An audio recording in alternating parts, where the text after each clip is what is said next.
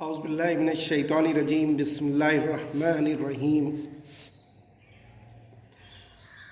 واسألهم عن القرية التي كانت حاضرة البحر إذ يعدون في السبت إذ تأتيهم حيتانهم يوم سبتهم شرعا ويوم لا يسبتون لا تأتيهم كذلك نبلوهم بما كانوا يفسقون صدق اللہ العظیم۔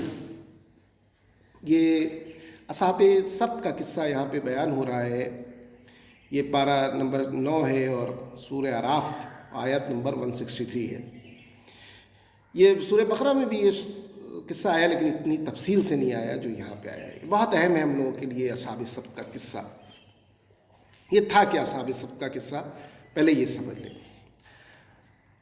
اللہ تعالیٰ یہاں فرما رہے ہیں ان سے پوچھے اس بستی کے بارے میں جو دریا کے کنارے موجود تھی اور سبت کے قانون میں بندھی ہوئی تھی، اور جبکہ اس سبت کے قانون سے اللہ نے ان کو آزمایا، یہ دیکھنے کے لیے کہ کون لوگ ہیں جو اس قانون پہ بندھے رہتے ہیں۔ یہ سبت کا قانون یہ حدیث کی روشنی میں کہ اللہ تعالیٰ نے بنی اسرائیل کو 6 دن دیے تھے کہ تم دنیاوی کام کرو، اپنی روزی روٹی کماؤ، لیکن ہفتے کا ایک دن سیٹرڈے تم کوئی کام دنیاوی نہیں کرو گے، تم صرف اللہ کی عبادت کرو گے، اس کے دین کو پھیلاؤ گے، قرآن پڑھو، تورات جو تھی ان کی اس کو پڑھو گے، پھیلاؤ گے۔ سیٹرڈے کو کوئی کام نہیں کر سکتا، اور ان کا کام یہ تھا کہ مچھلی پکڑنا، یہ زیادہ تر مچھلی پکڑ کے اس کو بیچنا۔ یہ لوگ جب مچھلی پکڑنے جاتے 6 دنوں میں تو مچھلیاں کافی دریا کے اندر چلی جاتی ہیں تو پکڑنا مشکل ہوتا تھا، یہی ان کی روزی روٹی کا سادھن تھا۔ لیکن سیٹرڈے کے دن کیونکہ اللہ کو آزمانا تھا تو یہ جو مچھلیاں جو تھیں یہ خوب اچھلتی ان کے سامنے رہتی، لیکن بیچارے یہ پکڑ نہ پاتے، دیکھتے رہتے کہ حکم ہی نہیں۔ تو ان لوگوں نے کیا سوچا کہ ان لوگوں نے کیا یہ کہ اس دریا کے کنارے گڈھے کھود دیے، اور جب سیٹرڈے کو یہ اچھلتی ہیں پانی اور کاٹ دیا پانی کو تو اس گڈھوں میں آنے لگا۔ جب مچھلیاں پانی آ گیا تو یہ واپس جانے کا راستہ انہوں نے دیا بند کر، لیکن پکڑا نہیں کیونکہ پکڑ نہیں سکتے۔ یہ پکڑے ان کو سنڈے کے دن، ان کو سیٹرڈے کو کیا کرنا تھا؟ عبادت کرنی تھی، دنیاوی کوئی کام نہیں کرنا تھا، لیکن انہوں نے یہ کرنا شروع کر دیا۔ اللہ نے ان کو ایسے آزمایا جیسے ہمارے یہاں ہے مسلمانوں میں کہ جمعے کی نماز تک کوشش کریں کچھ نہ پڑھیں، کام کریں، عبادت کریں اللہ کی، خاص کر خطبے کے وقت ہر چیز بند کر دیں، اور جب خطبہ نماز ہو جائے جمعہ اس کے بعد اللہ کہتا ہے، اللہ کے رسول نے فرمایا جاؤ ڈھونڈو رزق اپنا۔ اللہ نے یہاں پہ ان کو پورے دن کے لیے آزمایا۔ تو اب یہ جو لوگ تھے یہ بنی اسرائیل کے لوگ، ان میں بھی 3 گروہ ہو گئے۔ ایک گروہ وہ تھا جو گناہ کر رہا تھا، نہیں مان رہا تھا قانون۔ دوسرا گروہ وہ تھا جو نہیں بھی کر رہا تھا نہ ٹوک رہا تھا۔ تیسرا گروہ وہ تھا جو نہ کر رہا تھا اور ٹوک بھی رہا تھا کہ ایسا ان لوگ سمجھا رہا تھا۔ ان کا ذکر اب آگے آیت میں آ رہا ہے، بسم اللہ الرحمن الرحیم۔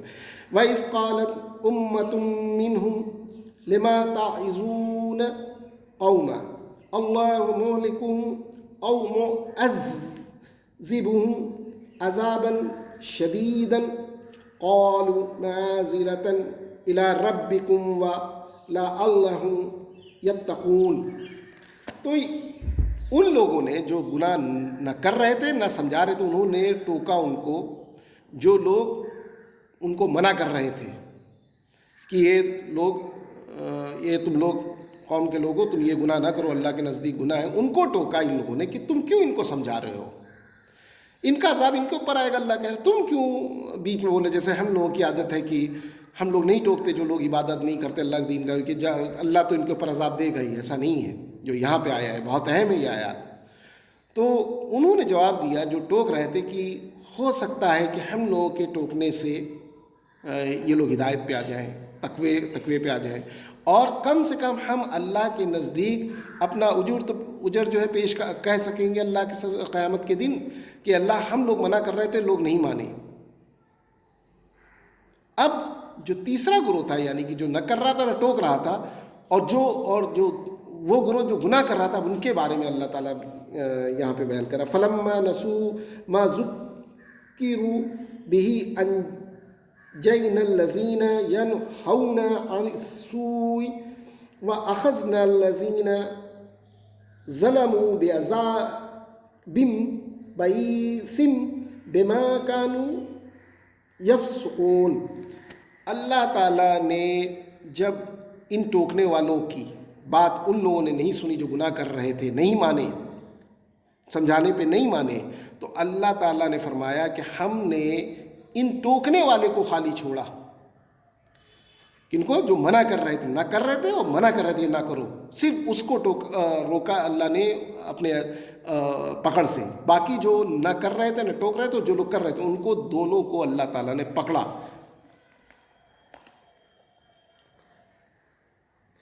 فلما بسم اللہ الرحمن الرحیم فلما اتوا عما نهوا عنه قلنا لهم كونوا قردة خاسئین۔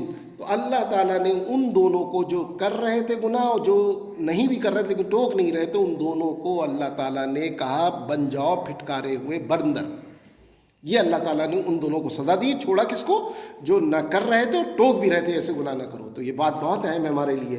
حدیث کے الفاظ یہ ہیں کہ جب یہ لوگ جو نہیں کر رہے تھے ان کو پتہ تھا اللہ عذاب دے گا، تو گاؤں سے دور چلے گئے، اور کچھ دن بعد جب لوٹ کے آئے تو گاؤں کی جو فصیل تھی، دروازہ تھا، اس کو کھٹکھٹایا لیکن کسی نے نہیں کھولا۔ تو یہ لوگ دیوار پہ چڑھے، جب دیکھا انہوں نے تو دیکھا کہ اندر سارے کے سارے بندر بنے ہوئے ہیں، سارے لوگ بندر بنے ہوئے ہیں۔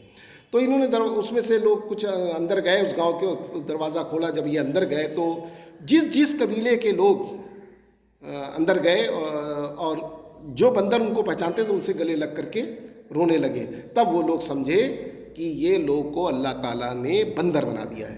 تو یہاں پہ بہت اہم ہے کہ ہم مسلمانوں کو یہ سوچنا چاہیے کہ اگر کوئی مسلمان بھائی نماز نہیں پڑھ رہا ہے، دین کا کام نہیں کر رہا، آپ کا کام ہے ٹوکنا کہ دیکھو یہ غلط ہے، آپ ضرور اسے ہدایت کے لیے کہیے تاکہ آپ بچ سکیں۔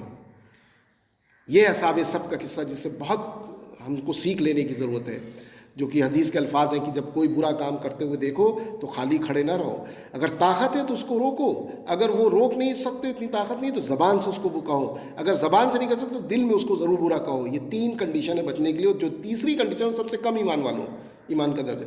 تو یہ بہت اہم ہے کہ ہمیں اس قصے سے، اصحاب سب سے یہ عمل کرنا ہے کہ اگر ہم نہیں بھی کر رہے ہیں ہمیں ٹوکنا بھی ضروری ہے، بہت اہم ہے۔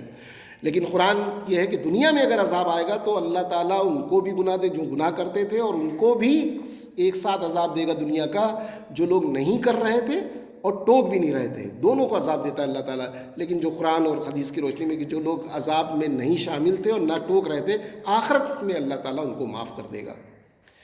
آپ سے گزارش ہے کہ اس چینل کو سبسکرائب کریں اور اس کو لائک کریں، اس بیل کا آئیکن پریس کریں، شیئر کریں، کیونکہ یہ چینل اللہ کی مدد سے ایس ایس جامعہ کی طرف سے اسپانسر ہوتا ہے، اور یہاں پر اللہ کی مدد سے غریب بچے بچیوں کو دینی تعلیم دینے کے بعد، قرآن کی تعلیم دینے کے بعد اپ ٹو گریجویشن تک ساری فیسلٹیز پرووائڈ کی جاتی ہے۔ السلام علیکم ورحمۃ اللہ وبرکاتہ۔